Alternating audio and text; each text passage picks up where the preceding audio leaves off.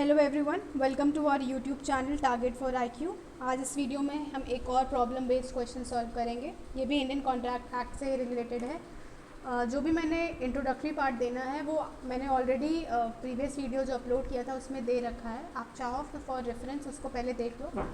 उसमें मैंने कुछ इंट्रोडक्टरी बातें बता रखी हैं प्रॉब्लम बेस्ड क्वेश्चंस को लेके, क्या आपका अप्रोच होना चाहिए। आप चाहो तो देख सकते हो। हम इसमें डायरेक्टली क्वेश्चन को सॉल्व करना स्टार्ट करते हैं। ओके, क्वेश्चन को रीड करते हैं।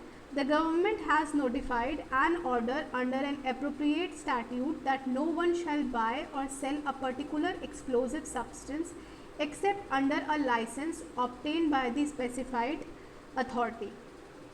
A has obtained a license to buy, but B, who has no license to sell, represent to A that he has a license to sell and induces him to enter into a contract for the sale of a certain quantity of explosive. A pays a part of the price. A learns that B has no license to sell and has no chance of obtaining it within a reasonable time. Can A sue to recover the advance paid? If B delivers the commodity and as promised, can he recover the balance of the price from A when it is clear to the court that the sale is prohibited?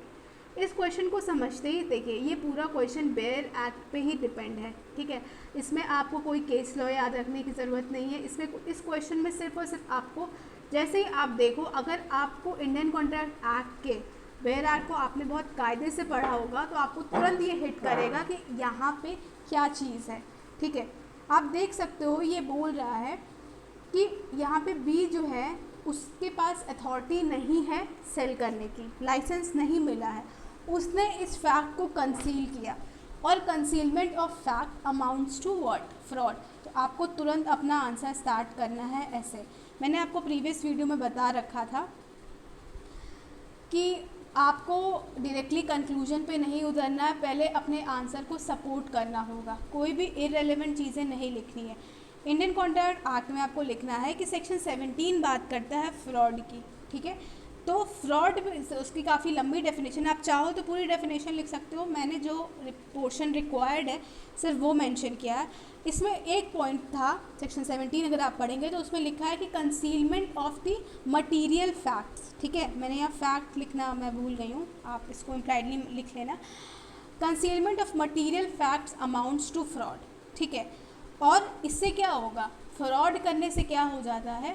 Contract voidable declare हो जाता है। और voidable में it depends upon the party that whether they want to continue with the contract और उसको वो ख़त्म करना चाहते हैं। ठीक है, तो यहाँ पे आप देख सकते हैं, and as B has committed the fraud upon A by concealing the fact that he is not authorised to make the sale, this will make the contract voidable and A will be. अब देखिए, आपको दो ऐसे law हैं जो आपको connected हैं एक दूसरे से। ठीक है, एसआरए एक बहुत ही इम्पॉर्टेंट सब्जेक्ट है, बहुत ही ज़्यादा छोटा सा एक्ट है बट बहुत इम्पॉर्टेंट है और आपके आंसर को बहुत ब्यूटीफुली वो फ्रेम कर सकता है। अगर आपको ये पता होगा कि सेक्शन 27, देखिए ये मैंने मेंशन कर दिया, अगर आप इसको मेंशन करोगे एसआरए से कनेक्ट करके तो obviously this will give you an extra marks for this. तो यहाँ पे जैसे सेक्शन 27 एसआरए की बात करता है रिसेशन की। ठीक है, तो वहाँ पे अगर कोई कॉन्ट्रैक्ट वॉइड या वॉइडेबल है तो पार्टी उसको चाहे तो सेक्शन 27 के हिसाब से रिस्केंड करा सकती है। तो आप यहाँ पे उस चीज़ को मेंशन कर दो कि A will be entitled to rescind the contract as per section 27 of the specific relief act 1963। ठीक है, क्योंकि उसके पास क्या क्या रेमेडीज़ है वो आपको लिखनी पड़ेगी। Plus he can claim back the advance money paid, और यहाँ पे वो कॉम्पनसेशन भी क्लेम कर सकता है 73 में। ठीक है, क्योंकि अब उसका तो नुकसान हुआ ही है ना, वो तो ये सोच के कॉन्ट्रैक्ट उसने किया कि उसको वो प्रोडक्ट मिल जाएगा, बट ना मिलने की वजह से जो उसको लॉस हुआ है वो भी तो उसकी भरपाई करनी होगी। सेकेंड पार्ट आपको मेंशन करना होगा कि सेकेंड पार्ट पूछता है कि अगर उस कॉमोडिटी की डिलीवरी हो जाती तो उस केस में क्या सिनेरियो होता। देखिए, ये contract section 23 of the Indian contract act के हिसाब से अनलॉफुल है। ठीक है, अनलॉफुल क्यों है?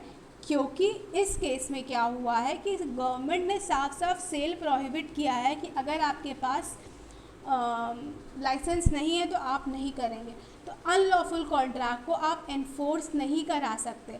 अगर कोर्ट ने ऑर्डर कर दिया कि ठीक है तुम अगर डिलीवरी हो गई है तो ठीक है तुम उसकी पैसे वापस ले लो, तो यहाँ पे इसका मतलब एक तरीके से अनलॉफुल कॉन्ट्रैक्ट को एनफोर्स कराना हो जाएगा। तो अगर डिलीवरी हो गई है तो कोर्ट इस चीज़ की परमिशन नहीं देगा। So in that case A is not entitled to claim back the money as it would amount to enforcing the unlawful contract. और सेक्शन 64 के हिसाब से और सेक्शन 64 इंडियन कॉन्ट्रैक्ट एक्ट के हिसाब से वॉइडेबल कॉन्ट्रैक्ट में जिस पार्टी को जो भी बेनिफिट हुआ है उसको अदर पार्टी को रिस्टोर करना होगा। तो यहाँ पे ए को जो भी प्रोडक्ट मिला है वो उसको बी को लौटाना होगा। ठीक है, तो आई होप आपको ये वीडियो अच्छा लगा हो। मैं इसके नेक्स्ट वीडियो में दूसरे सब्जेक्ट पे क्वेश्चंस लेके आऊँगी। अगर आप कोई भी क्वेरी हो तो please do let me know in the comment section. Thank you.